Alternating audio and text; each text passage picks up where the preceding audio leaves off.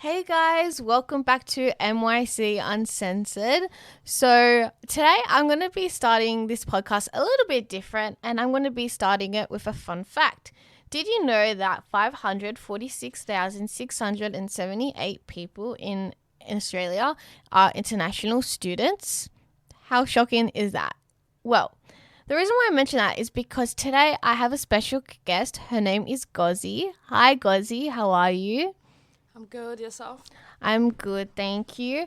So, Ngozi here is a placement student, and we are going to be talking about her experience of being an international student and also a young mum. So, thank you so much for being on the podcast today. Before we get into it, can you tell us a bit of a fun fact about yourself? Yeah. Thank you. My name is Ngozi. I'm from Nigeria in West Africa. I'm an international student studying Bachelor of Community Service at Stott College, and I'm in my final trimester. Wow, that's so exciting. You're so close to the finish line. Must feel very Yeah. good. So, when did you come to Australia, Ngozi? I came to Australia in July. July 28th, 2018. Wow. And what has it been like for you so far? It has been so good. It has been going on so well. Yeah. I'm really glad to hear that. Did you come with any family or did you come by yourself? Yeah, I came with my husband. Oh, wow. That's amazing. And when you were coming to Australia, what were some of your emotions? My emotions are like coming to study, have my kids, and then most importantly, get to contribute to the economy, its Right. community, and the society. Yeah, that was Wow. my feelings when I was coming to Australia. So, would you say that's why you came to Australia for those things? Yeah. The most important thing why I came to Australia was to come and study. Wow, okay. Yeah. And what has your studying experience been like for you? It's been so wonderful.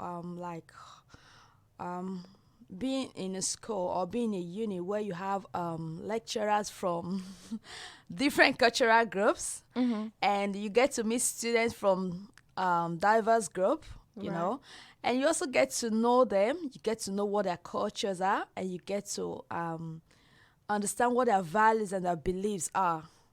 Wow, that sounds amazing. Speaking of culture, is there anything in particular that you notice that is different about Australian culture and your own culture?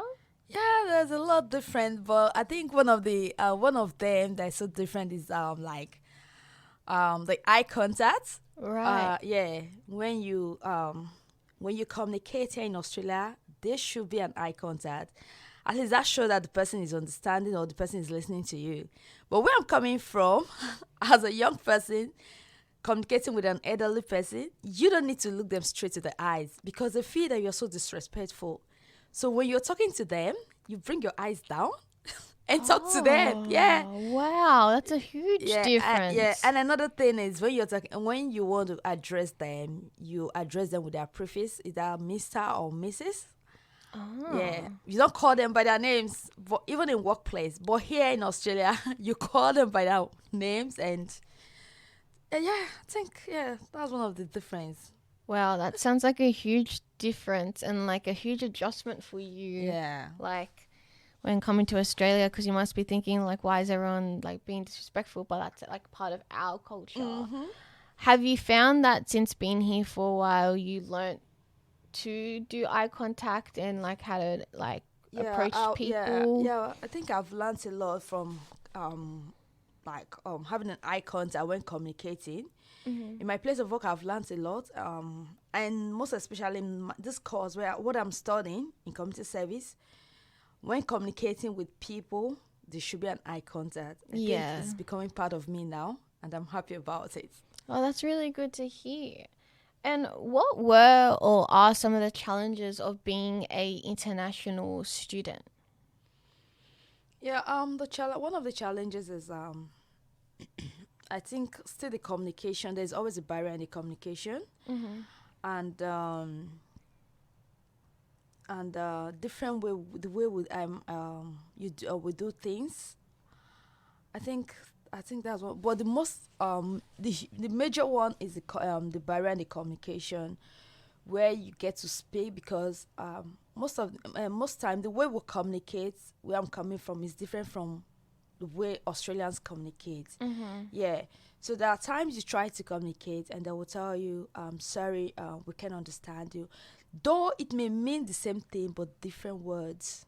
Yeah, of So course. yeah, so trying to get the native words that is being used every day, I think is one of those challenges. Yeah, of Yeah. course. And you mentioned that you came to Australia for your kids. Do you have any kids now? Yeah, I got kids now. Oh, congratulations. How many Thank you. kids do you I have? got two. Okay. And so what has your life looked like now raising kids as a international student?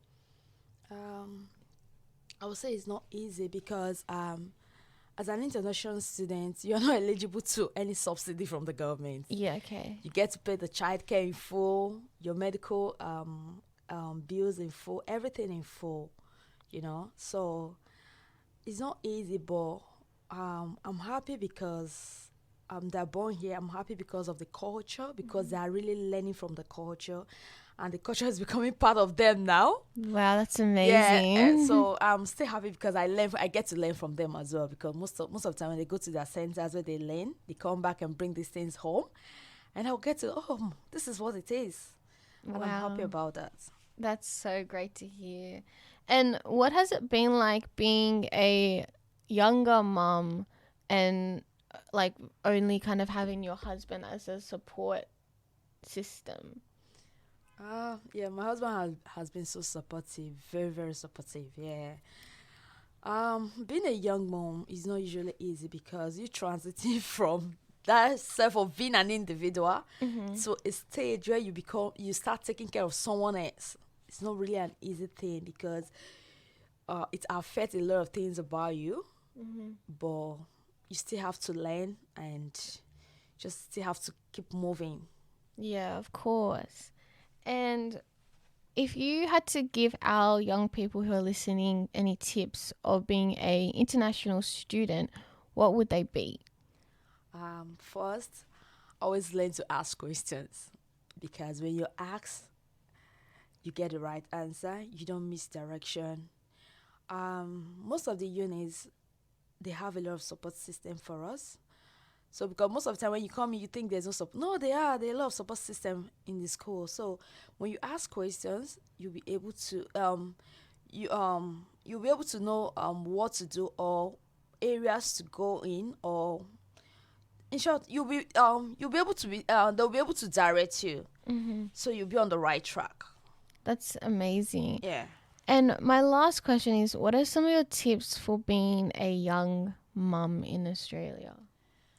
That's I would say it's easy. It's a bit hard, but it's fun. Yeah. You having your kid at an early stage or early age is very interesting.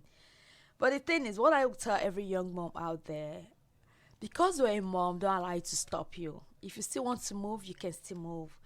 You can get a job. You can further your studies, and you still have life to enjoy.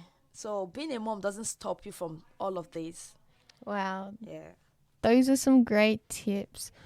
Well, I think that comes to the end of today's podcast. Thank you so much for being on it. I really learned and enjoyed hearing your own experience of being an international student and also a young mum.